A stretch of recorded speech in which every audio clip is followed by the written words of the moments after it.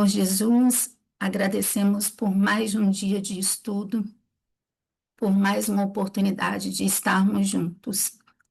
Pai nosso que estais no céu, santificado seja o vosso nome. Venha a nós o vosso reino. Seja feita a vossa vontade, assim na terra como no céu. Pão nosso de cada dia nos dai hoje. Perdoai as nossas ofensas, assim como nós perdoamos a quem nos tem ofendido. E não nos deixei cair em tentação, mas livra-nos do mal, Senhor. Que assim seja. Que tenhamos uma boa palestra. Abençoai o palestrante e a todos que estão aqui. Que assim seja. Boa noite, meus irmãos. Que Jesus nos abençoe, nos permita aproveitar bem este momento que nós teremos hoje juntos. Hoje nós chegamos ao capítulo 19, né, do livro Para Sempre Irmãos. O capítulo desse livro, para quem está lendo, se chama Descortinando o Passado. E o tema que nós escolhemos para conversar hoje, baseado nesse capítulo, é Encontros e Desencontros. Existe acaso na vida? Será que as pessoas que nós simplesmente encontramos na nossa vida, aquele amigo que apareceu justamente num momento difícil, que nós sentimos uma afinidade, sabe, ali, quase que imediata, será que existe coincidência? O que nós vamos tentar produzir um pouco sobre isso é refletir exatamente o papel e como as pessoas elas entram em nossa vida. Mas antes da gente entrar propriamente no capítulo, eu quero voltar um pouquinho nessa história, né? É igual novela, né? Novela tem assim, e nos capítulos anteriores, né? Aquele resumo. Mas por que eu preciso fazer esse retrocesso?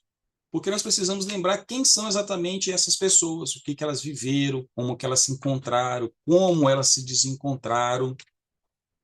E nós vamos então começar com Marcos, que durante toda a juventude dele, ele teve uma ligação ali muito forte com o pai dele, o Antônio, né? Marcos admirava muito o pai dele. Na cabeça do Marcos, o Antônio era um herói. Não sei se vocês lembram lá no início, né, que nós estávamos no primeiro capítulo, o Antônio era um bandeirante, né? A função de bandeirante tinha uma importância muito grande da história brasileira. E ele era extremamente apaixonado por essa vida desbravadora, né? Essa vida de herói, né? Que o pai tinha. E o que acontece? Alguma coisa dentro do Marcos mudou. Ele se revolta, ele não consegue compreender porque Deus justamente levou a pessoa que ele mais admirava. E quando essa revolta acontece? Por quê? Porque quando exatamente o pai dele morre, né? Desencarna. E aí o que acontece? A partir dali, então, a relação dele com a mãe só vai ladeira abaixo, né?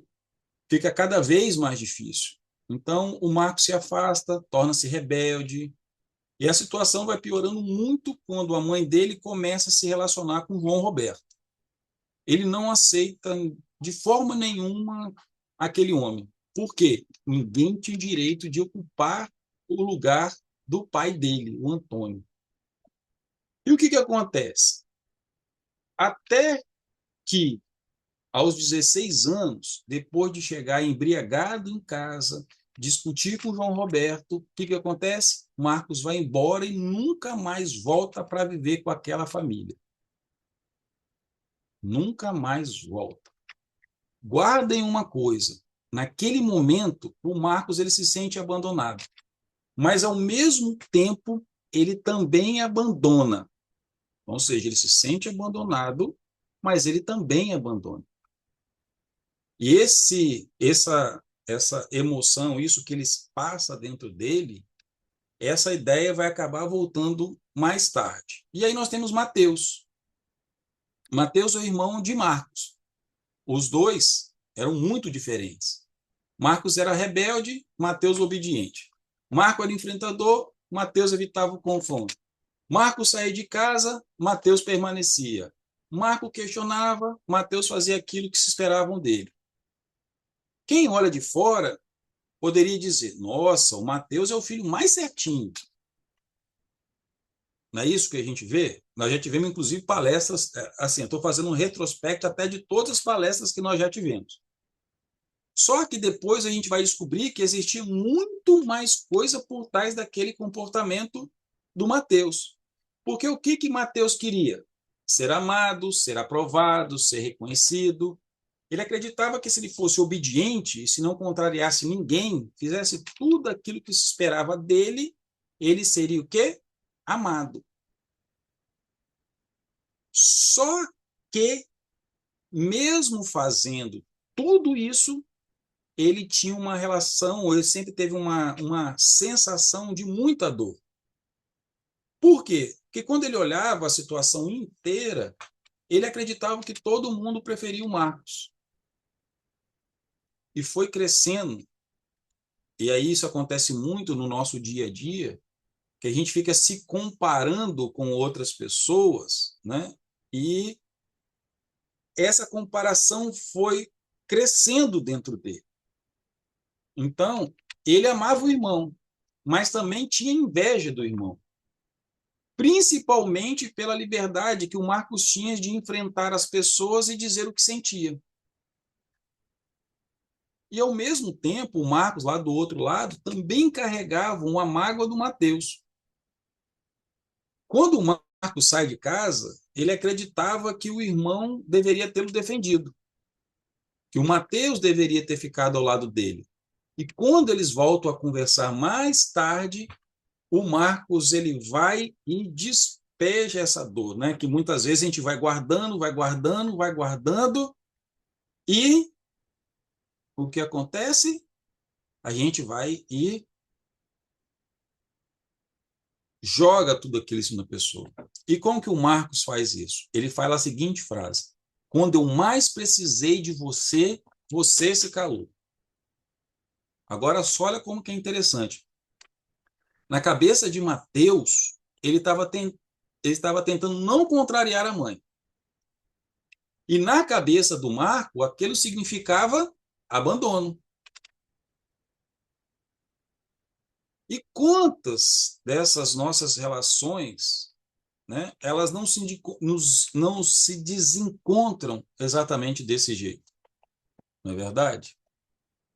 É, não necessariamente isso se desencontra porque não existe amor, mas muitas vezes porque o mesmo gesto ele é interpretado de lugares completamente diferentes. Um se cala para poder evitar briga. Aí a outra pessoa entende exatamente que aquele silêncio é uma indiferença. Aí o que acontece? O outro se afasta porque está com medo. O outro entende o afastamento como falta de amor. Então, o que acontece? Algo muito forte, ele vai acontecer esses dois irmãos depois da morte da Maria Helena. Porque Mateus, ele acaba procurando o Marcos. Aí como é que está o Marcos? O Marcos está perdido, está bebendo, está revoltado.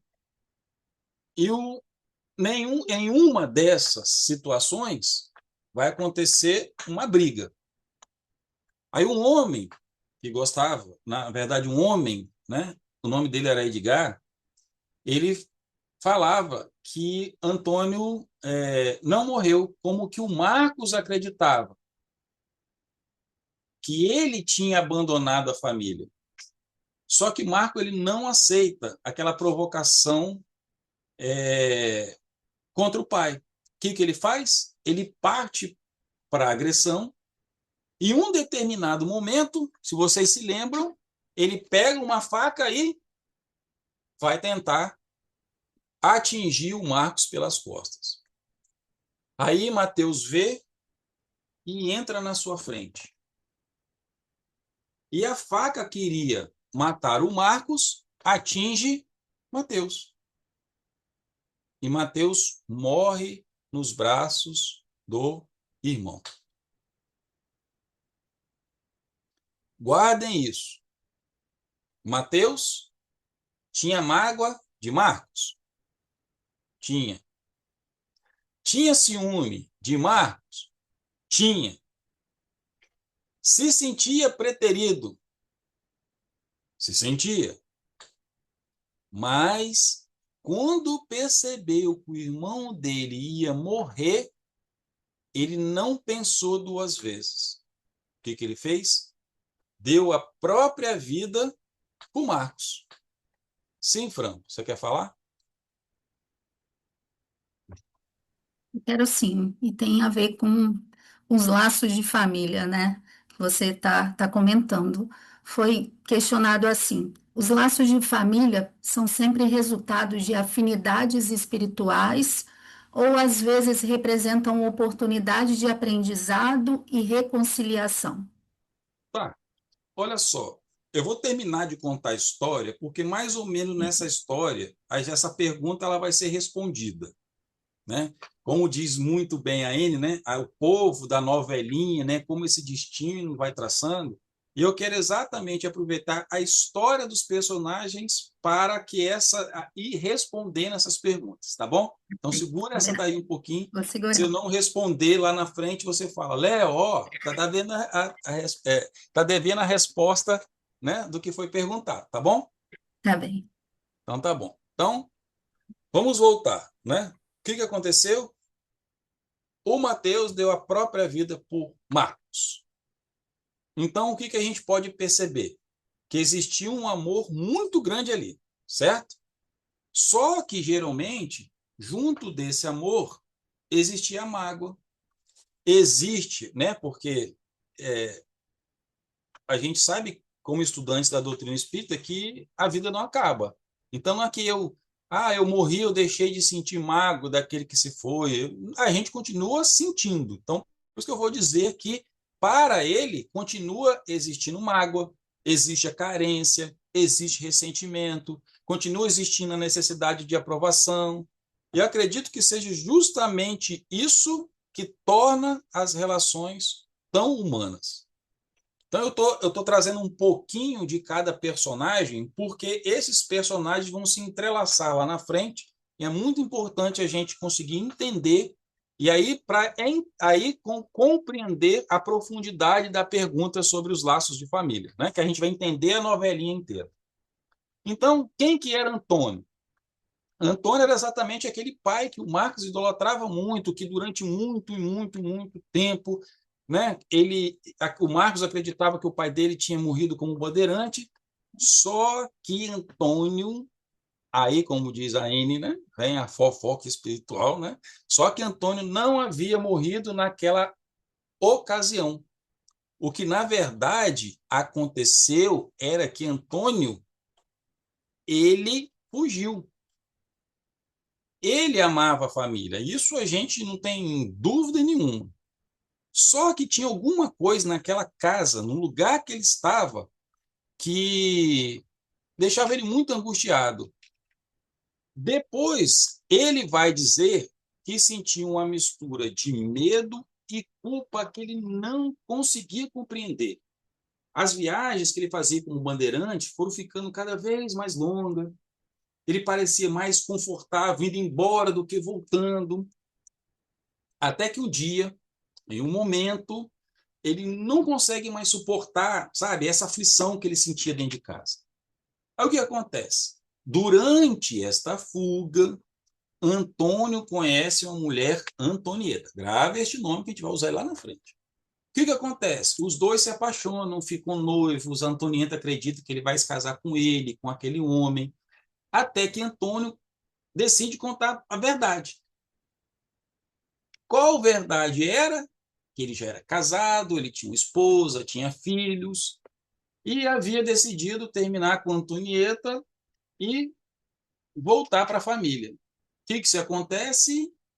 Antonieta se desespera, sente-se enganada, abandonada, e um momento de raiva, ela mata Antônio com uma faca. Aí Antônio desencarna.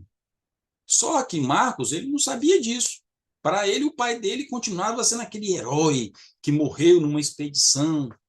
E aí nós vamos conhecer também Antonieta, que depois de matar Antônio, a trajetória dela ficou muito difícil. E após o desencarne dela, ela acaba indo lá para uma região espiritual de sofrimento. Por que que ela foi para um lugar de sofrimento?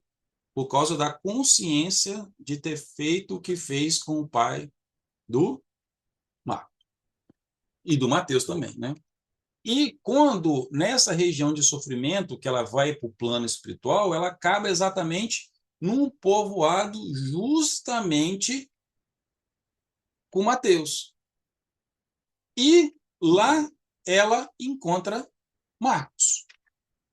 Só que Marcos não sabe que aquela mulher que ele via só como uma pessoa fragilizada, maltratada, sofrendo, aí começa a tratá-la de forma diferente, com respeito, carinho, cuidado. Vai se formando entre eles um vínculo. E o que que acontece? E aí, essa parte aconteceu no episódio passado, da última palestra, né?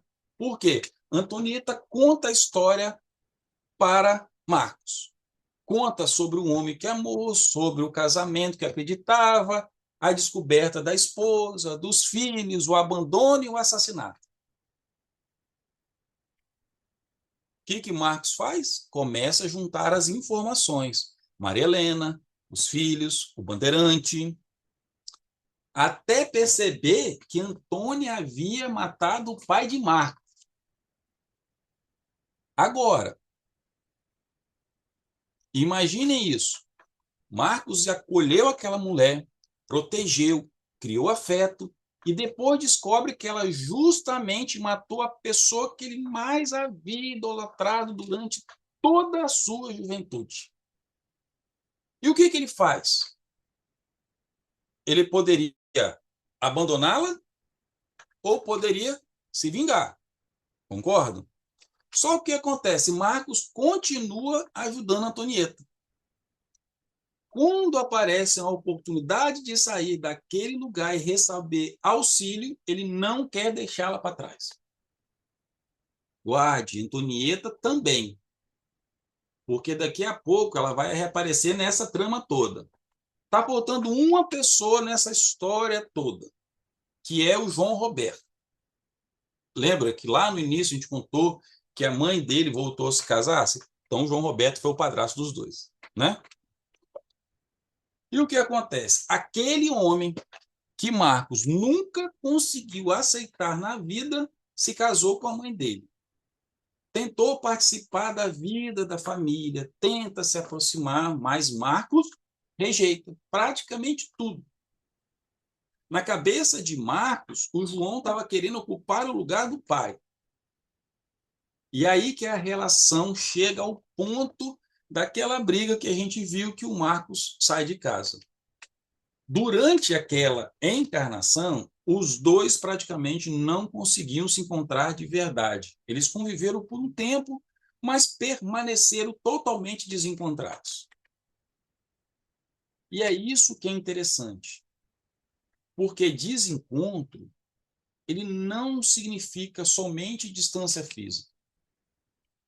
Às vezes, as duas pessoas estão morando na mesma casa e estão completamente fora de sintonias, desencontradas. Então, olhem só, o que que nós temos? Marcos, Mateus, Antônio, Maria Helena, João Roberto e Antonieta. Pessoas que se amam, que brigam, que fogem, que abandonam, que protegem, que matam, que salvam, que perdoam. Quando a gente olha apenas para aquela encarnação, existem coisas que parecem não fazer muito sentido. Porque Marcos tinha uma lição. Por que que Marcos tinha uma lição talvez tão profunda com Antônio? Por que que ele tinha tanta dificuldade com a mãe? Por que que ele rejeita João Roberto de uma maneira tão intensa? Por que que Antônio sentia medo de Mateus sem saber explicar? Ou ainda, por que que Mateus precisava tanto de aprovação dos outros? Entre tantas pessoas, porque Antonieta e Marcos foram se encontrar exatamente já no desencarne. E agora, somente depois dessa revisão de todo o nosso passado, a gente começa a entrar realmente no nosso tema, que é Descortinando o Passado, que é o título do capítulo de hoje. E aí nós vamos conseguir descobrir o que que essas pessoas tinham. Como diz a Anne, né? Aqui a novelinha começa a se revelar. Então vamos lá. Então que o capítulo começa então. Marcos foi resgatado, começa a abrir os olhos. Aqui que ele vê, está num quarto de janela branca, cortina azul, ele vê uma orquídea, alguns aparelhos que ele não entende muito bem. Aí ele se levanta, tenta caminhar à porta e aparece uma pessoa. O nome dela é Sônia. Sônia brinca e fala assim com ele: você não está querendo fugir, não, né? Então o Marcos percebe que aquela mulher parecia um tanto quanto familiar. Então ele explica que ele estava. Ela explica para ele que ela está com ele desde o momento, né, que ele desencarna. Aí pausa. Né? Quem lembra do Nosso Lar, depois começa a construir, né? Que a gente vê a mãe de André Luiz com ele, né? Ali desde o momento que ele está no hospital, os médicos lá tentando, né? Não permitir que ele morra, e a gente vê a mãe do André Luiz ali. Então, a gente acena só para a gente acompanhar. Né? Então, ou seja, a Sônia estava ali acompanhando dele durante não todo o desencarne. Mas ela diz algo para ele assim: eu o acompanhei durante toda a sua encarnação. Aí Marcos pergunta, né? Eu também perguntaria: você então era minha guia espiritual? E a resposta de Sônia diz assim, né? Alguns nos chamam de guia, outros chamam a gente de mentor, mas ela, conforme o livro, diz o seguinte: eu prefiro ser chamada de amiga. Eu fui uma amiga que sempre teve do seu lado, alguém que tentou te auxiliar, alguém que tentou te inspirar. Aí Marcos pensa, né? Pelo jeito, então, eu não dei muita atenção aos seus conselhos. Essa foi a resposta do Marco, né? Aí, qualquer semelhança, né, entre a ficção e a vida, a nossa vida, né, é pura coincidência. Mas o que que acontece? Sônia, como todos os mentores, né, ela não condena. Por quê? Porque todos nós acabamos fazendo o quê? Cometemos equívocos e muitas vezes depois a gente quer mudar. Aí lembrando um trecho da palestra da semana passada, que a gente estava falando de caridade, onde a caridade acontece, que vem segundo, né, o Código Penal da Vida Futura, do livro Céu e Inferno, a gente se sente culpado, depois a gente aparece o remorso, depois a gente a culpa, agora nem me lembro mais, mas a culpa, depois vem o remorso, depois a gente entra num processo de entendimento e quer reparar que é onde a caridade entra. Então, ou seja, né, a gente sempre vai, quando a gente consegue compreender esse ciclo, nós vamos sempre ter vontade de reparar e a gente se enxerga onde errou.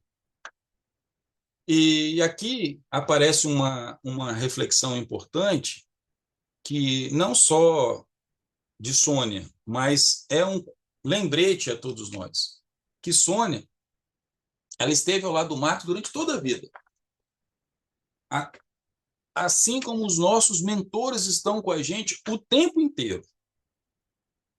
Só que, assim como Sônia esteve ao lado do Marcos durante toda a vida, Marcos continuou livre. E nós também sempre iremos continuar vivos. A espiritualidade, ela pode até inspirar a gente, mas ela não pode escolher por nós. Ela pode nos mostrar um caminho, mas ela não vai caminhar ao nosso, não vai caminhar no nosso lugar. Ela pode inspirar o perdão, como Jesus fez com a gente, mas ele não pode perdoar para a gente. E é justamente neste ponto que nós precisamos tomar cuidado quando falamos de planejamento reencarnatório. Por quê? Isso é um mal de todos nós, espíritos, que fica negócio de lei, de causa e efeito, então, enfim. A gente sempre traz a seguinte frase: se aconteceu, é porque tinha que acontecer. Sim, Fran? É, você está falando de planejamento também, né? Reencarnatório. Tem uma pergunta aqui que é: existe diferença entre um encontro planejado antes da reencarnação e um encontro construído pelas escolhas que fazemos ao longo da vida? Olha só, como a gente começou a falar agora, entramos nessa seara, né, dos encontros, e a gente viu toda a história deles. O que essa história, que eu vou acabar terminando de contar, mas antecipando um pouco a resposta, é quando a gente se adentra no livro dos Espíritos e vai perguntar, eu vou, né, falar sobre coincidências, se existe ou não, a gente vai ver que não existe coincidência, porque tudo faz parte de um plano. Quando nós reencarnamos, nós temos um planejamento inicial das pessoas que vão acontecer, aí vão lembrar da história, né, da relação do João com o Marcos, até pegando a própria frase que traz no livro, né, que eles estavam no mesmo ambiente, mas estavam desencontrados. Então, ou seja, eu posso programar de encontrar alguém e não encontrar verdadeiramente aquela pessoa. E, como a pergunta, né, existe diferença entre o encontro planejado e o encontro construído pelas escolhas, porque nós sempre iremos fazer escolha. Mas as pessoas que vão entrar na nossa vida, elas não irão entrar por acaso. Por acaso, por quê? Talvez eu não planejei encontrar necessariamente aquela pessoa, mas aquela pessoa representa algo que eu preciso trabalhar. Então, no fundo, não existe coincidência. Por quê? Porque eu vou atrair as experiências que eu preciso. Se eu desencontrei com aquela pessoa, mesmo que está ao meu lado, mas eu não consigo viver, a vida vai me proporcionar um encontro com alguém que vai me proporcionar aquele ensinamento que eu vou ter. Tudo bem? Tudo bem. Então, posso fazer uma outra pergunta que Pode, tem claro. aqui também? Diz assim: por que algumas pessoas entram em nossas vidas e permanecem por tantos anos, enquanto as outras passam tão rapidamente, mas deixam marcas profundas? Exatamente, pelo tempo, pela necessidade. Então, o que que acontece?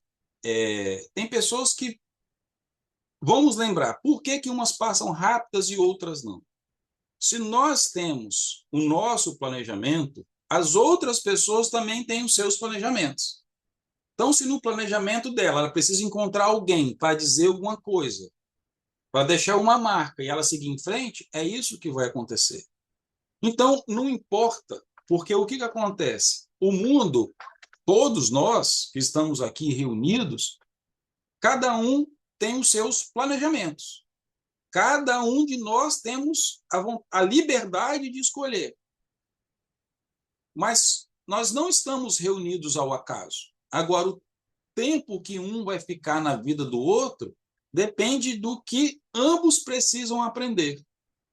Então, se eu aprendi aquilo com a outra pessoa e a realmente aprendi, eu já estou livre para seguir a minha vida, continuar fazendo aquilo. Se a outra pessoa ainda não aprendeu e eu aprendi, eu preciso de seguir, porque a prioridade maior, quando eu encarno, sou eu, o meu aprendizado. Agora, por que que outras ficam muito tempo? E aí, gente, é só uma, como que eu poderia dizer? Cada caso é um caso. Então, este caso, vamos dizer, que eu não aprendi e a outra também não aprendeu. Então, a gente vai ficar muito tempo ali. Ou nós temos tantas coisas para aprender junto que a gente. Então, isso depende muito do planejamento, do que cada um precisa aprender na vida, do que vai ser importante a experiência vivenciada na vida de cada um. Por isso que a espiritualidade fala tanto que a gente não deve se apegar às pessoas, porque nós estamos, de uma forma, quando a gente olha a linha da evolução e o processo reencarnatório, de sobe, desce, encarna, vira fantasminha, encarna de novo, é que nós somos, na verdade, passageiros na vida um dos outros. Então, nós não podemos necessariamente se apegar às pessoas, porque as pessoas vão passar. Ela vai aprender, nós vamos aprender e vamos distanciar. Isso não quer dizer que uma esqueceu da outra, não. Nós já aprendemos lá no Evangelho segundo o Espiritismo os laços materiais e os laços, né, espirituais, familiares. Então, quando a gente cria a afinidade de companheirismo, de ideal, isso não é desfeito, assim como um laço material é desfeito. O que nós vamos aprender nessa relação de hoje é exatamente o porquê que todo mundo se reuniu. Quais são o que está por trás de tudo isso? Então, assim, eu acredito que à medida que eu for entrando em cada um personagem e vocês entenderem como eles se entrelaçam, muitas dessas perguntas, eu acredito que elas vão se respondendo. Mas se eu não contar essa história, a gente não vai entender profundamente esse tema. Tem mais alguma pergunta? Eu posso continuar. Tem uma aqui que eu acho que você acabou já respondendo. Veja, podemos dizer então que até os desencontros fazem parte da pedagogia divina, Sim, né? não tenhamos dúvida disso, né? Porque o desencontro pode ser que eu tenha que aprender quando eu perco alguém. Seja quando a pessoa desencarna, seja quando uma pessoa nos deixa. Porque o que acontece? Vamos imaginar um casal, não vou trocar casal, não, porque é muito complicado. Vamos colocar amigos. Você está ao lado de alguém, tenta auxiliar, dá tudo de você, aquela pessoa não aproveita nada que você fala. Então, muitas vezes a pessoa vai te maltratando. E aí a gente tem que lembrar do que a gente sempre precisa se proteger. E eu, para me proteger, eu preciso fazer o quê?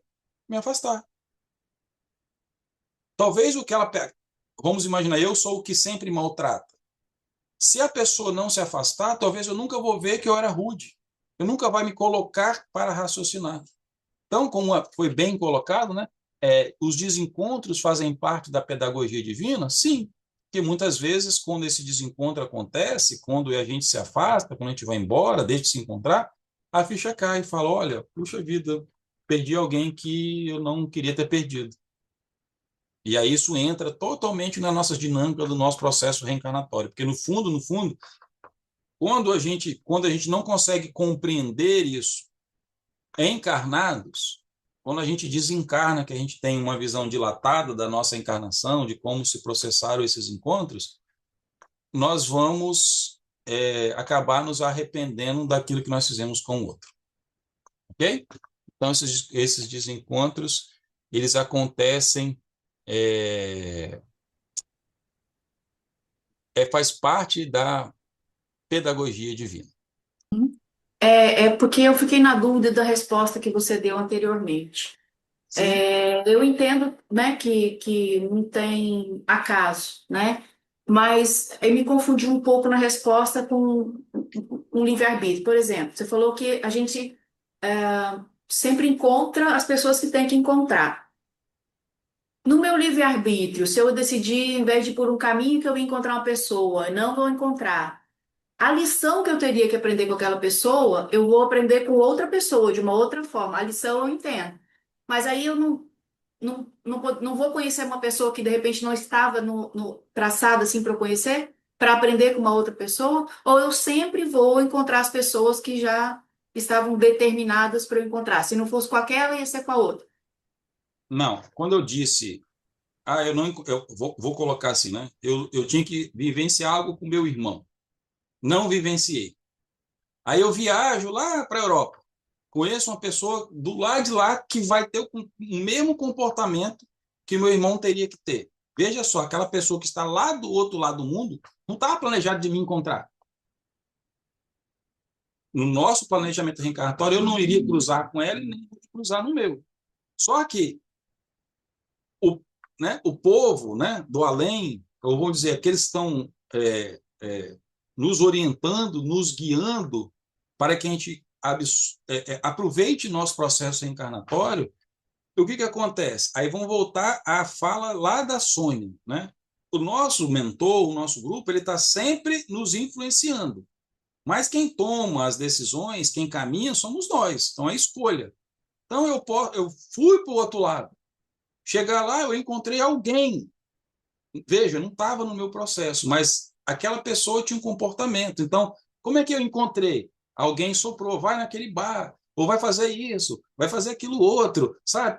Nós somos sempre guiados, inspirados para que o melhor aconteça em nossa vida. Isso é fato. A gente pode ouvir, pode não ouvir. Então, Andressa, o que acontece? A gente pode sim, e a gente encontra muitas pessoas que a gente sequer imaginava que encontrar. Porque olha só, quantas pessoas a gente conhece na vida? Se a gente for colocar, ó, a gente vai para. Eu não vou botar nem quando a gente é criança que vai para creche, esse negócio, não, mas vamos botar só no processo do primeiro ano. Você encontra um monte de gente enquanto você é criança. E aí, muitas vezes, fica aquela turma de menino desde o primeiro ano até o nono ano. Né? Na mesma escola, todo mundo cresce junto, aquele negócio todo. Depois, você vai para a faculdade, conhece outras pessoas. Então, grande parte das pessoas que nós encontramos na vida são pessoas que não estavam no nosso processo reencarnatório. Compreende? As que estavam são as que permanecem, às vezes, vinculadas a gente por muito tempo. Aquela amiga desde criança que vocês ficam, a gente fica já velho e continua a amizade, ou aquela pessoa que você encontra no segundo grau, ou no trabalho, entende? Então, algumas pessoas a gente vai se encontrar porque nós temos alguns processos entre nós para curar. Mas a grande parte, eu não vou dizer o acaso, porque o acaso não existe. O acaso como acaso ele não existe. Ou seja, tudo segue uma ordem, segue um processo de utilidade. Mas existe o livre-arbítrio. Então, as pessoas, muitas vezes, a pessoa que eu tinha que encontrar, aí vou voltar. Encontrar não significa só encontrar fisicamente. Às vezes eu posso encontrar fisicamente, mas a gente pode se desencontrar pelos nossos objetivos. E aí essa conexão ela se perde. Entende? Aí, entrando exatamente nesse assunto, nem tudo na nossa existência ele é minuciosamente programado. Nós fazemos escolhas, as outras pessoas fazem escolhas. Nós acertamos, erramos, podemos desperdiçar oportunidades que foram preparadas, podem haver compromissos e reencontros, mas dentro deles, olha só, dentro deles continua o quê? Existindo liberdade. O reencontro ele pode ser preparado, mas muitas vezes a reconciliação não. Porque a reconciliação depende se cada um vai fazer ou o que cada um fará quando estiver novamente diante da outra pessoa que ele programou. Porque as pessoas podem aproveitar aquela oportunidade, perdoar, reparar, reconstruir, podem repetir os mesmos erros, as mesmas, né? Vai magoar a pessoa de novo, vai repetir os mesmos comportamentos. E o que acontece? Deus né, Deus vai nos oferecer novamente a oportunidade, mas a gente continua livre. E aí o que acontece? Né? Vamos lembrar, Marco estava lá no quarto, né? A gente já passou essa história toda. E aí quem entra no quarto? Antônio, o pai dele. E o Antônio estava super feliz, felizão, né? Porque finalmente o filho despertou. Então você imagina, o pai, né, tá vendo o filho naquela situação toda, é quase né, a gente vê quase a parábola do filho pródigo, né? Então ele está todo feliz porque ele finalmente acordou, né, literalmente para a vida. Mas está muito feliz porque o Marcos também ajudou Antonieta. Aí vocês lembram de quem que era Antonieta? Exatamente a mulher que matou Antônio. Aí vem que Marcos faz uma pergunta que acho que qualquer um de nós iríamos fazer. Ele vira para o pai dele e fala assim: pai, não incomoda o senhor saber que eu ajudei a mulher que justamente, pai, tirou a sua vida?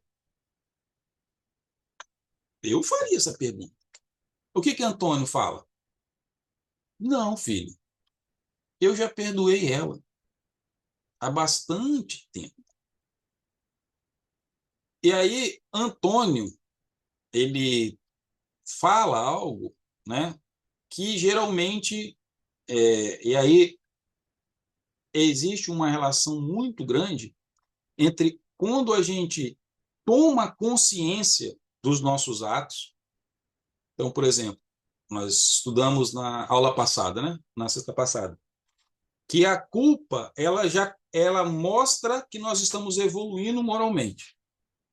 Então, quando eu tenho um mais entendimento de todas as coisas, eu adquiro mais consciência, a gente acaba automaticamente olhando para aquela situação que gerou um conflito, um desequilíbrio na gente, e a gente reprocessa aquilo, o que muitos chamam de perdão. Então, ou seja, Antônio perdoou, mas por que ele perdoou? Porque ele chegou ao entendimento de que ele também foi responsável pelo o que aconteceu com ele.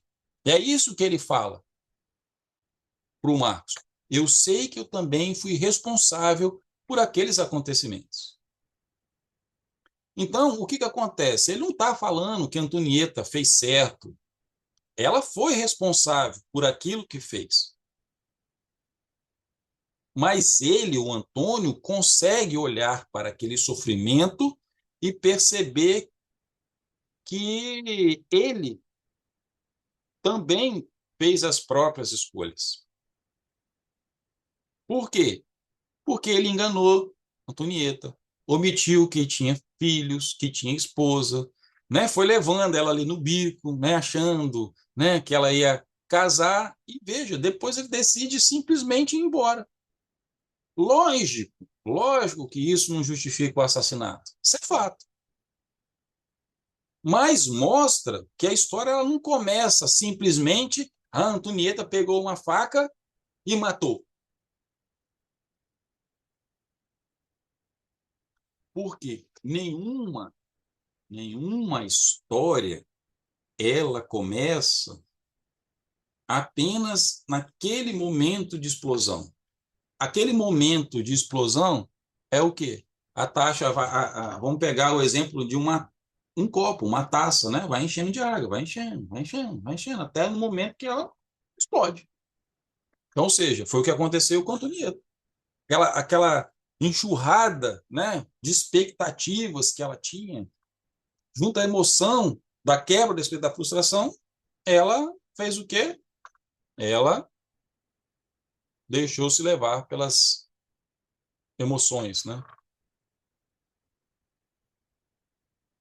E acredito muito que talvez amadurecer espiritualmente seja exatamente isso. Enxergar aquilo que fizeram comigo e aquilo que eu fiz com ele. E aí o que acontece? O Marcos finalmente faz a pergunta que ele pensou, carregou dentro do coraçãozinho dele por tanto tempo. A pergunta é: Pai, por que que o Senhor nos abandonou? E o que acontece? O Antônio, ele não tenta justificar, né? Ele não diz, não, estava programado que eu ia abandonar vocês. Ele não diz que era necessário abandoná-los, mas ele reconhece que ele errou ao fugir. Veja, reconhecer foi um processo que ele deve ter levado muito tempo para chegar a essa conclusão, o que mostra que ele realmente estava amadurecendo espiritualmente. E vem uma frase logo depois que ele fala assim, ó, ter planejado voltar quando ele reconhece que ele errou, né? Ter planejado voltar não apaga o fato de que eu abandonei a minha família. E aí entra a questão do próprio livre-arbítrio. Havia o compromisso, havia a oportunidade, mas Antônio, então, falha. E o que que a gente aprende com essa história? Que o planejamento reencarnatório, ele não significa sempre um destino fechado. Porque o fato, quando nós assumimos um compromisso antes de nascer, porque todo, né? A gente vai lá, conversa com o nosso mentor, a gente, né, escreve aquilo, olha para a nossa última encarnação, vê quais são as pessoas que a gente mais magoou, mas não significa que depois que a gente nasce, a gente vai conseguir cumprir. Porque se fosse esse rigor, apesar de eu ter escolhido, não teria liberdade, porque eu ficaria preso em um roteiro pré-estabelecido. Então, vejam, o meu planejamento reencarnatório, ele precisa da liberdade. Nós, né, se a gente tivesse, aí voltando até ligado à pergunta da Andresa, se a gente fosse ali rígido, né, talvez nós não escolheríamos ou não teríamos, né, todos ou vários encontros que a gente pode ter na vida, inclusive de aprendizado. A gente pode, essa liberdade nos dar a oportunidade de a gente talvez encontrar pessoas que vão ensinar coisas que a gente nem imaginava, não estava no nosso processo. Esse talvez seja a grande beleza do livre-arbítrio. Mas uma coisa é certa, muito certa, nós vamos continuar escolhendo o que nós vamos fazer dentro destes encontros, ok? Sempre vai ser escolha nossa, ou se a gente vai permanecer ou não na vida do outro. Sim, Fran? Pergunta: os filhos ou o filho que concebemos será sempre com a pessoa programada ou isso pode mudar de acordo com as nossas escolhas? Essa é uma boa pergunta. Em cada caso é um caso, tá? Cada caso é um caso, mas de uma forma geral, os nossos filhos são sempre programados. Por quê? Exatamente pelas nossas vivências pretéritas. As coisas, por quê? Porque as pessoas que a gente mais magoa, as pessoas que a gente mais se sente magoado, são as que a gente mais ama. E quem são as pessoas que a gente mais ama? As pessoas que estão mais próximos da gente, que são, em tese, os nossos familiares. Então, os resgates mais prioritários são sempre estes, porque a relação, esse sentimento, é muito maior. Então, nós vamos, e aí faz parte de todo um processo, aí voltando ao processo reencarnatório, essa questão de quem vai vir como pai, quem vai vir como filho, quem vai vir como irmão, quem vai vir como avô, como avó, porque isso vai tudo faz parte de uma, sempre, ou de uma programação. Muitas vezes o que acontece é você tem filhos, vamos imaginar, eu decido adotar uma criança.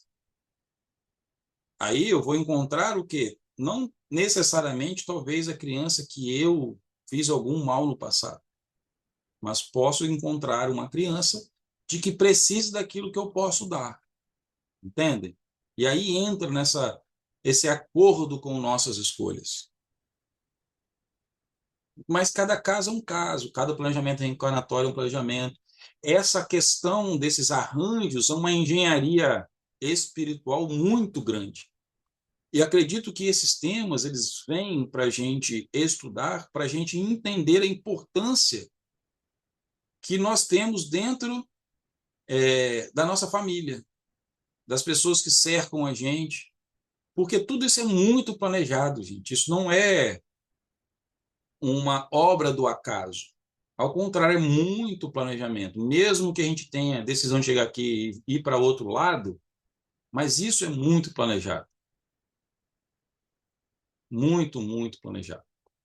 Então, a gente compreender esses desencontros, encontros, se acaso ou não, que a história hoje, né, do nosso encontro, ela é muito importante para a gente dar valor ao nosso processo reencarnatório. Sim, Fran? Os filhos abortados poderiam ser enquadrados nos desencontros? Sim, com certeza. Né? Porque esse é um processo muito grande de dor para um espírito que encarna e tem a sua gestação interrompida, porque ele tinha uma expectativa muito grande de. Aí vou voltar. Qual a expectativa que todos nós temos quando vamos reencarnar? É de consertar algo. Nós somos devedores e credores ao mesmo tempo. Aí você imagina, poxa, estou voltando, vou conseguir né, me reequilibrar com a minha mãe, vou conseguir ter uma família de novo, vou ter uma nova oportunidade de resolver tudo aquilo que eu me senti culpado, me arrependi, né, tive remorso, e agora então a vida é interrompida. E o pior, né, um aborto não é uma coisa de amor, de paz, é algo que é muito violento fisicamente para a mãe e para o espírito. Né? Essa quebra de forma não programada, algo também muito sério, né? Traz muitas consequências espirituais para ambos. E assim acaba sendo um desencontro. Quem fez foi muito bem colocado. Sim, Fran. E ainda nesse assunto, né? Mas e nos casos de aborto espontâneo? Aí nós temos outra, vou voltar, né? Um aborto espontâneo, o que acontece? Muitas vezes, e aí cada caso é um caso. O caso que eu vou narrar foi o que eu já li em algumas obras espíritas. Então, é só para trazer um pouco de luz sobre este aspecto.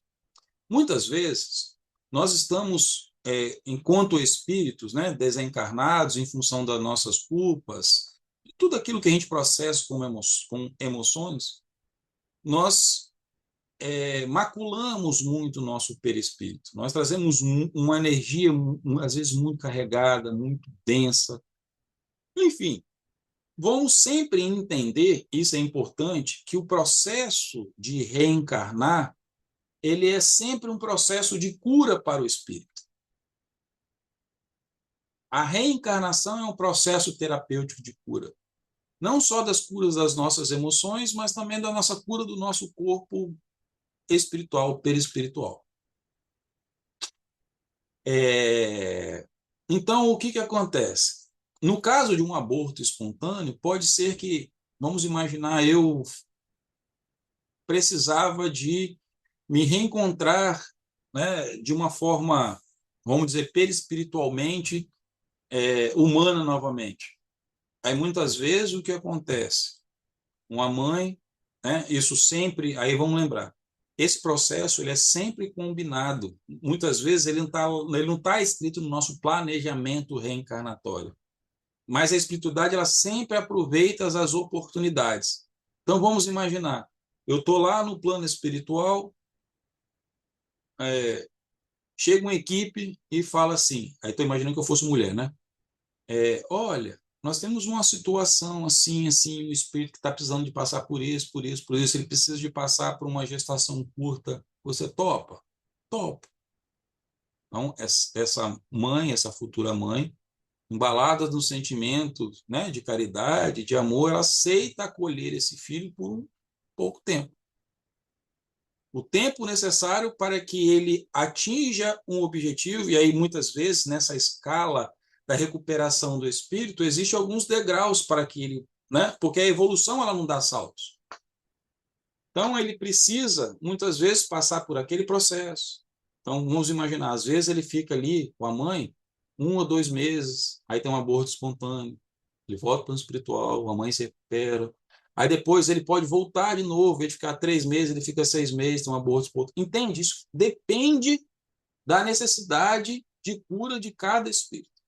Então, em grande parte, pelas coisas que eu já li, os abortos espontâneos, eles advêm de processos, né, já combinados entre mãe e filho, agrupamento espiritual, para que aquilo são partes da cura daquele espírito que vem.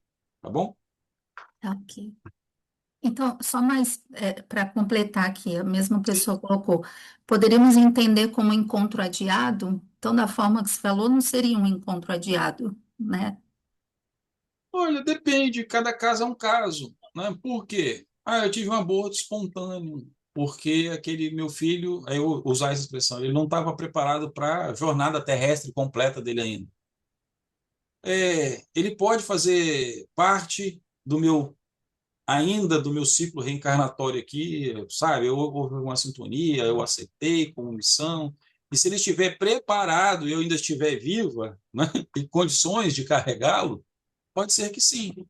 Pode ser que no futuro ele vai ser filho de outra pessoa. É muito difícil a gente responder sobre isso, porque existem muitas questões que são ligadas a um planejamento reencarnatório, né? Então, isso seria quase que eu tentar dizer que, né, aquele processo de, né, toma lá, dá cá. E não é assim. Então, é de cada caso um caso mesmo, gente. É muito difícil. A ideia do estudo de hoje, da gente entender essa dinâmica de toda essa família, é entender como que as famílias se entrelaçam e as experiências que a gente pode ter. Eu não consigo ter todas as respostas em o que pode acontecer em cada processo reencarnatório, porque nem mesmo muitas pessoas que trabalham no Ministério da Reencarnação conseguem, muitas vezes, entender o porquê que um está se juntando com o outro. Tá? Então, assim, pode-se entender que pode ser um momento de desencontro, mas quando a gente fala de desencontro, dentro desse contexto, porque talvez não dá tempo de eu chegar até o final de tudo que eu tinha programado, mas é o desencontro de que estava programado e não aconteceu, que é o que a gente começou agora a se aprofundar nessa história, aí eu vou aproveitar agora o gancho e entrar, né? Então, por exemplo, né, Marcos pergunta, por que o senhor tinha tanto medo do Mateus? E Antônio traz algo muito interessante, que enquanto ele estava encarnado, ele sentia aquele medo, mas não sabia explicar o porquê. Naquela época, né, naquela casa, ele tinha um sentimento de culpa, um sentimento de medo que ele não conseguia compreender de jeito nenhum. Aí o que acontece? Somente depois que ele desencarnou, que ele começou a se tratar, que ele teve lembranças, né? Determinadas lembranças, que aí ele começou realmente a entender. E o que ele entende? Numa existência anterior, Antônio tinha sido uma mulher. Olha só, ele já tinha sido uma mulher. O que ele era? Ele era uma curandeira lá na Europa. Tinha conhecimento de cura, só que o que acontece? Ele começa a ajudar, aí olha só, né? Mulheres que desejavam interromper as suas gestações. Uma dessas mulheres se chamava Ana. A mesma pessoa que nesta existência, né, que ele era Antônio, seria Maria Helena. Aí, como diz a Anne, as histórias começam a se explicar. Então, o que acontece? A Ana engravida, lá quando Antônio era um curandeiro lá, né? Ela engravida. Na primeira gestação, essa criança era Mateus. E a gestação de Mateus foi interrompida. Depois, Ana engravida de novo. Presta atenção, ela engravida de novo. Desta segunda vez, quem é, né, o filho? É a Marcos. Então, quando ela abortou, era Mateus, e a Ana depois engravida novamente, e o filho era o Marcos. Então, ela decide inicialmente que ela ia ter aquela criança. Só que, pertinho da gestação, ela vai e procura a curandeira, que era Antônio. Aí ele vai, tomado por um momento, um sentimento, ele tenta convencer ela a desistir. Só que a gravidez estava muito avançada já. E Ana continua insistindo e ela acaba cedendo. Aí o que acontece? Olha só. Isso acontece todos os dias, o que aconteceu com a Ana. Durante esse processo, o que acontece? A Ana desencarna. A Ana desencarna. E Marcos sobrevive. E aí a curandeira olha para aquele bebezinho fofinho, bonitinho, e não consegue. Então a curandeira cria Marcos como filho. Aí presta atenção. Olha como os papéis começam a mudar. Quem participou de uma situação que poderia ter impedido aquele nascimento acaba assumindo a tarefa de cuidar. E que isso nos ensina? Que quando quem erra pode reparar, quem foi ferido pode reencontrar. Quem abandonou pode ter uma outra oportunidade de permanecer. Então, ou seja, os papéis vai mudar. Mas o que permanece a mesma coisa? Os espíritos continuam.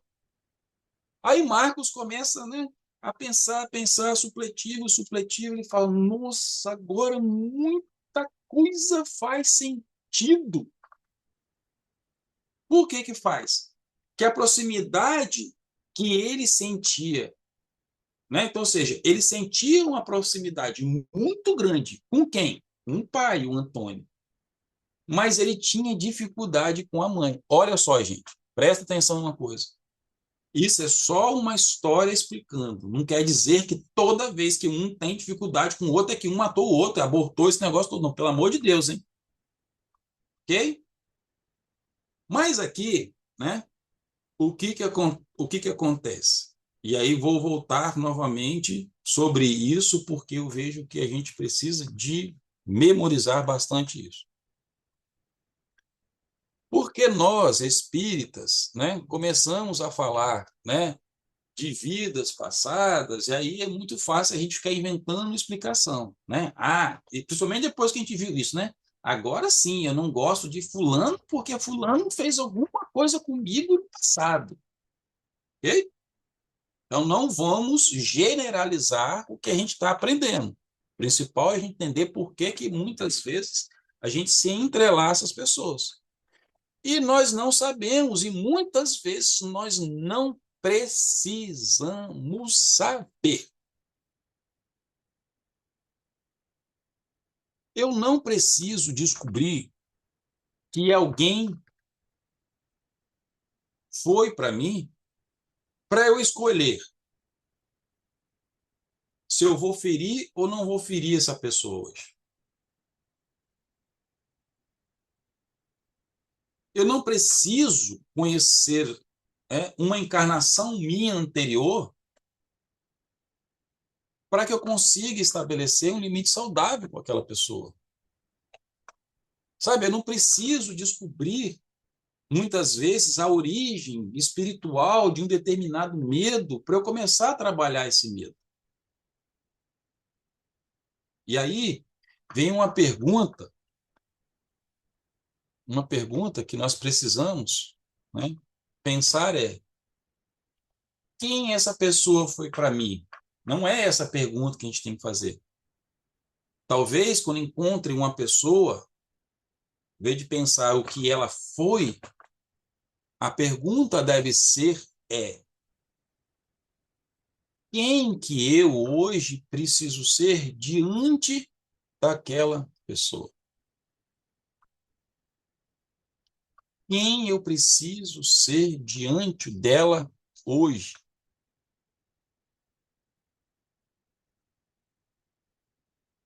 Porque existe um risco de falar muito, muito do passado, de buscar, eu vou fazer uma regressão, vou procurar entender minha vida passada, vou tomar algum chá que me leve à expansão da consciência para eu tentar entender coisas, que a gente esquece do mais importante, que é o quê?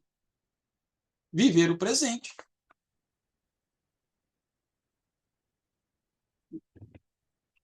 Quando a gente estuda a doutrina espírita, que a gente entende o papel da reencarnação,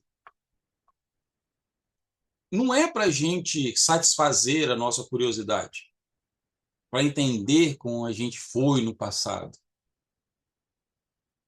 mas entender a doutrina dos espíritos, ou seja, o processo de reencarnação, ele serve para quê?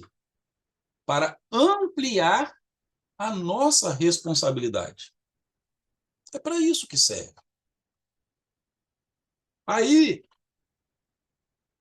deixar essa fala reverberar, né, dentro da gente. Antônio continua contando. E aí surge a pessoa do João Roberto.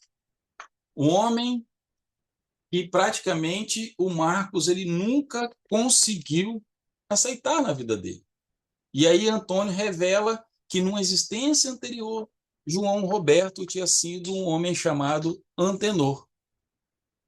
Que Antenor era exatamente o pai biológico de Marcos e Mateus. Só que naquela existência, ele não conseguiu cumprir esse papel de pai. Ele tinha uma relação com a Ana, só que ele era casado com outra mulher. Ana era amante dele. Ele tinha uma posição social, tinha conforto. E quando ela engravida de Mateus, ele não está nem aí para assumir a criança. Ele vai e pressiona para que aquela gestação seja interrompida. Depois, Ana engravida de Marcos. Novamente, Antenor faz o quê? Coloca os interesses dele acima de tudo. Então, ou seja, o que a gente aprende observando? Ele falha como pai. Só que essa não foi a última história do Antenor. Ele muda, se arrepende, volta como João Roberto, e qual é justamente as oportunidades que aparecem diante dele. Aí vamos voltar, olha só. Nesta vida, o João era pai biológico de Mateus e Marcos? Não. Mas ele foi pai biológico dele junto com a mãe de Antônio, que era Maria Helena. E eles se casam. Então, qual foi, né, o papel que apareceu para ele nesta vida? Exercer novamente o papel de pai que na outra encarnação ele não conseguiu cumprir. Aí tá vendo como que a espiritualidade vai colocando os planejamentos, Antônio tinha que vir, olha só como é que esse negócio é complexo. E aí ele vai e se casa com Maria Helena, tenta cuidar da família, tenta se aproximar de Marcos, depois cuida, né, da Mariana, Marcos rejeita. Aí o que acontece? Eu não poderia dizer que a rejeição de Marcos aconteceu só por causa da vida anterior. E a gente não precisa, né, fechar o nosso entendimento desse jeito. Mas o que essa revelação, vejam só, isso só acontece lá no plano espiritual. que a gente aprende? Que a relação dos dois era muito, muito maior do que Marcos conseguia enxergar. E isso nos traz a uma outra reflexão, que talvez hoje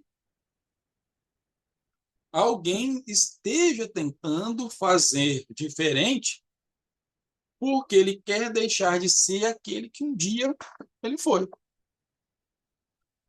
Nós temos muitas vezes a tendência de congelar as pessoas, né? A pessoa errou, então a pessoa passa a ser somente aquele erro. Ah, ele mentiu, ele me decepcionou, ele foi um péssimo pai. Pode ser verdade. Mas a gente, na consciência de que a gente evolui, um espírito ele não termina naquele momento. Ele não vai ser sempre mentiroso, não vai ser aquela pessoa. Então, ou seja, olha só, é isso que Jesus veio tentar nos ensinar e a gente está ainda patinando, tentando aprender. Um espírito, ele não pode ser resumido ao pior momento da sua história. Veja bem, se a gente fosse resumido somente ao nosso pior momento na história, que tipo de esperança ia sobrar para a gente? Que tipo de esperança ia sobrar para a gente? E aí o processo da misericórdia, da reencarnação, ele só vai fazer sentido se a gente puder deixar de ser aquilo que nós fomos. Senão não faz sentido.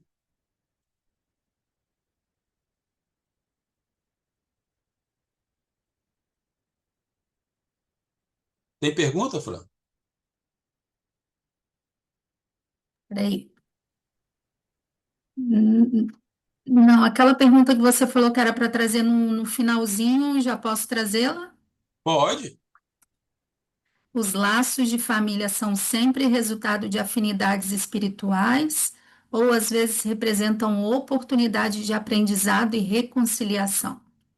Viu como que ela se encaixa agora, já no finalzinho? Era o Porque, momento, né? hã?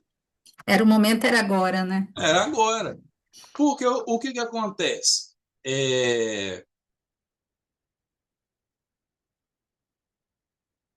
A relação que a gente vê e que a gente aprende nessa história toda agora é que esse processo, ele não é construído, ele nesta encarnação, ou seja, eu vou reencontrar, né, as pessoas que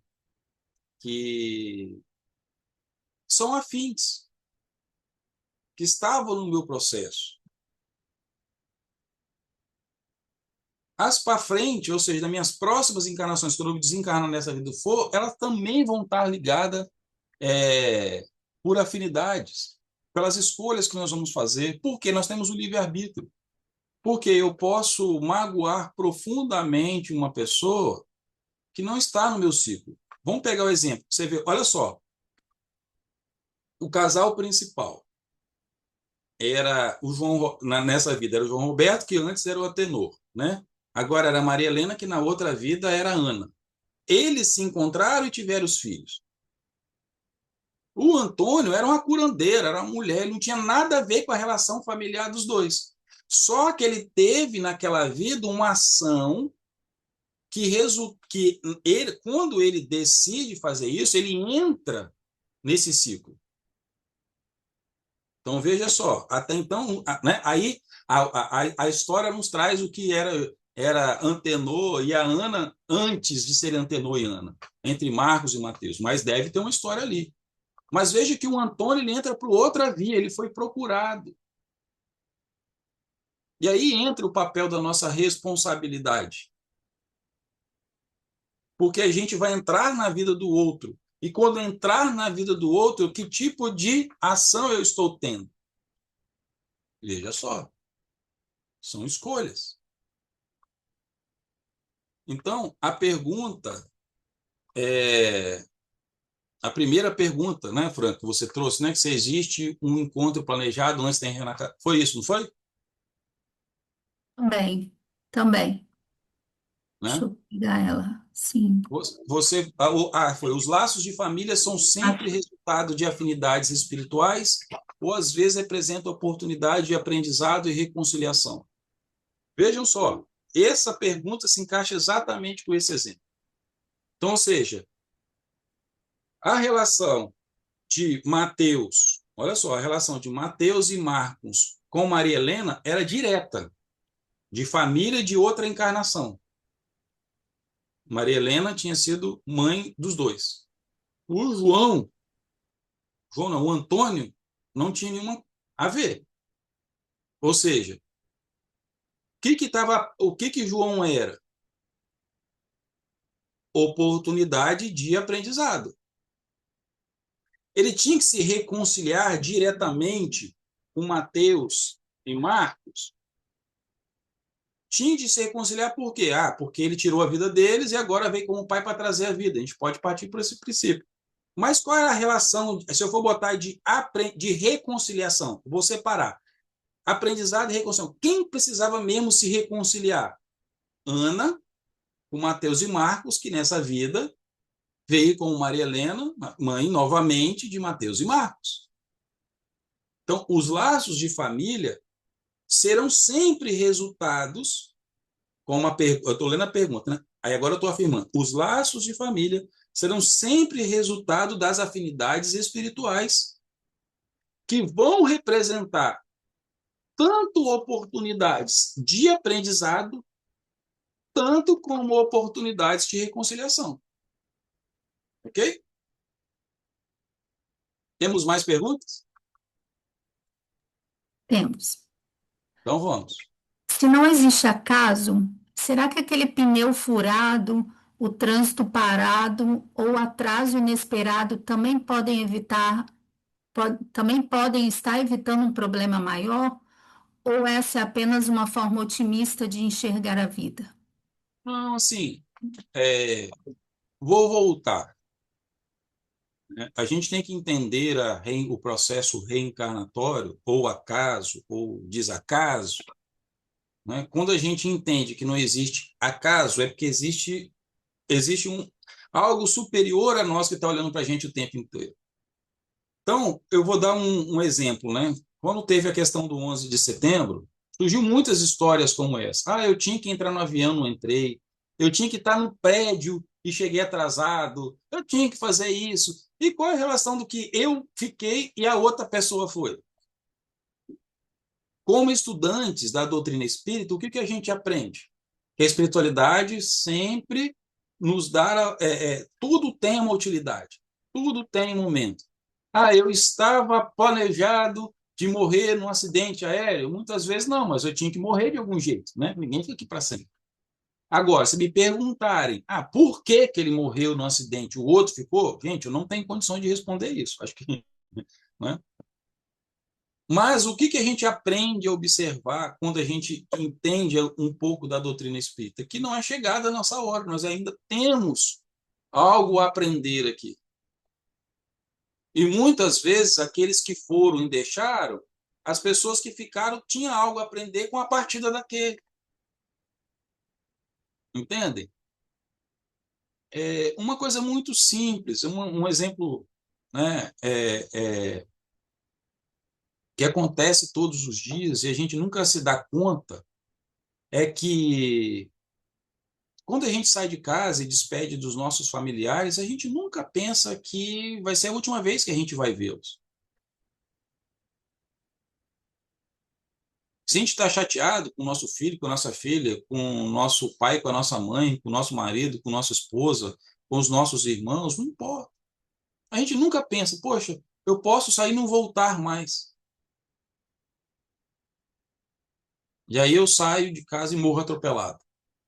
Pode acontecer, o acaso. Estava no meu planejamento morrer atropelado? Estava no meu planejamento uma moto aleatória vir passar por mim? Não estava, gente. Ou estou dirigindo, botei meu carro na oficina, e aí o cara esqueceu de puxar uma porca e numa curva, meu carro soltou o pneu, capotei e morri. Vejam, não estava planejado eu desencarnar daquela forma. Algo aconteceu de que fez sentido aquele momento, aquela partida. Isso não está gravado em pedra no meu desencarne, mas pode acontecer. Mas isso obedece uma sequência natural maior do que a gente ainda não consegue buscar todas as explicações lógicas para isso. Mas sabendo, como estudante da doutrina, de que nada, que não existe acaso e que existe sempre um motivo por trás, existe um motivo. Ah, que motivo? Não sei, mas o motivo teve.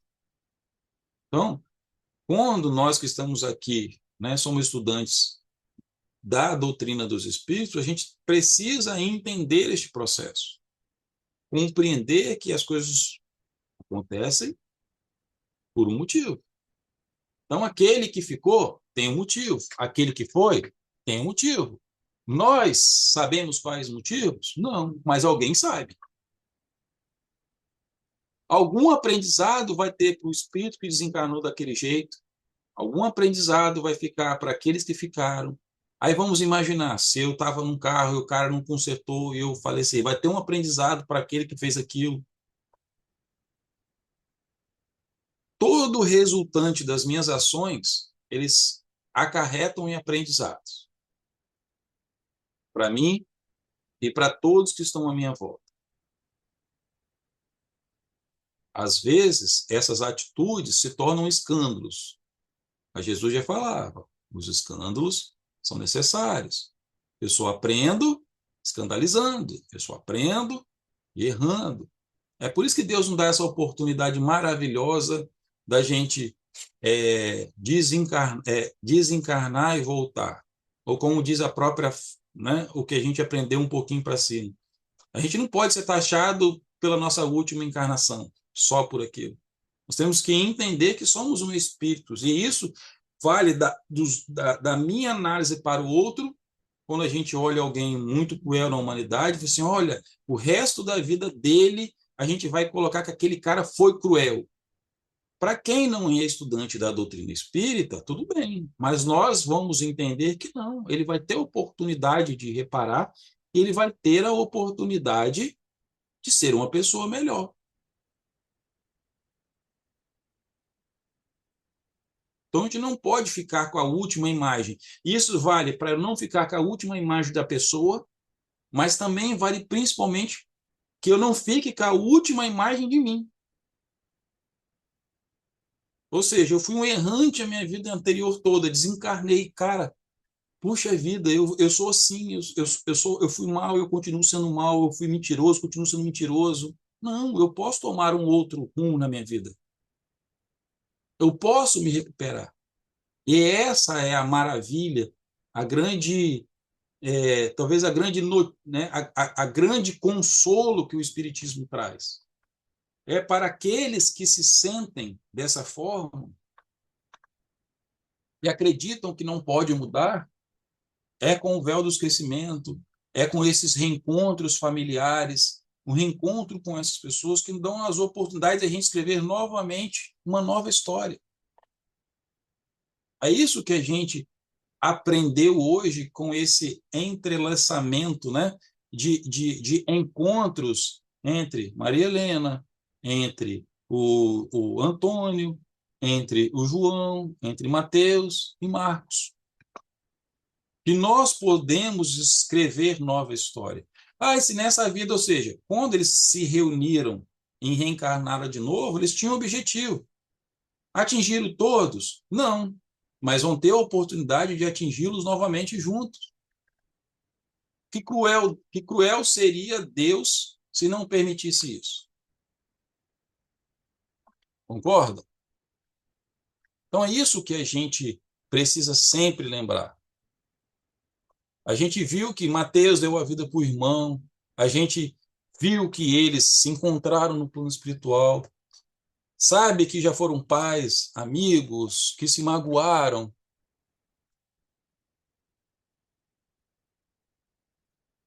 Mas, muitas vezes, né, se eu talvez tivesse que resumir tudo isso em uma única frase, para encerrar o nosso estudo hoje, seria o seguinte: Nós não precisamos conhecer toda a história que existe entre nós para escolher escrever melhor o nosso próximo capítulo. Tudo bem? O passado, muitas vezes, pode somente ajudar a nos explicar. Mas é no presente que todos nós transformamos. E talvez esses encontros fáceis ou difíceis, longos ou breves, sejam apenas oportunidades para que eu possa aprender o quê? Amar melhor. Tudo bem? Então, como a gente não tem mais perguntas, eu gostaria de agradecer as perguntas e que Jesus possa sempre, né, nos ajudar a reconhecer os nossos erros, compreender os nossos desencontros, que a gente possa reconhecer os nossos encontros, né, que a gente possa fazer escolhas melhores quando a vida nos oferecer uma nova oportunidade, que a gente agora, fechando os nossos olhos, levando nossos corações ao nosso Pai Celestial, em agradecimento, em louvor, por tudo aquilo que Ele nos dá, essa maravilhosa oportunidade de reencarnar, da gente se reencontrar em família com aquele que nós precisamos nos reconciliar, com aquele que nós precisamos aprender, que tenhamos olhos para ver, ouvidos para escutar e, principalmente, coração para sentir. Que em nossa caminhada a gente esteja ciente que não somos perfeitos, mas que a gente tenha pelo menos a consciência de entender que nós podemos ser melhores do que somos hoje. E rogo, Pai, ao Senhor que nos dê a coragem, que continue a nos incentivar através das pessoas que estão em nossa volta, sejam nossos amigos que estão encarnados, os nossos amigos espirituais, que possamos nos colocar também auxílio ao próximo, lembrando de todos, seja agora no momento de oração, das pessoas que estão aí em situação de rua, que não têm o que comer, o que beber, aonde dormir, aquelas que estão hospitalizadas em seus processos de cura de suas dores físicas, espirituais, emocionais, aqueles que vagam pelas ruas, aqueles que estão encarcerados, que o Senhor possa estar sempre presente no coração de cada um deles, lembrando que são filhos de Deus, e que o Senhor fica muito alegre quando cada um de nós, errantes, reconhecemos e desejamos voltar para casa. Peço que o Senhor abençoe todos que assistiram essa palestra, mais uma vez que possa nos encorajar a sermos pessoas melhores com a nós mesmos e com o próximo. Fique conosco hoje e que assim seja.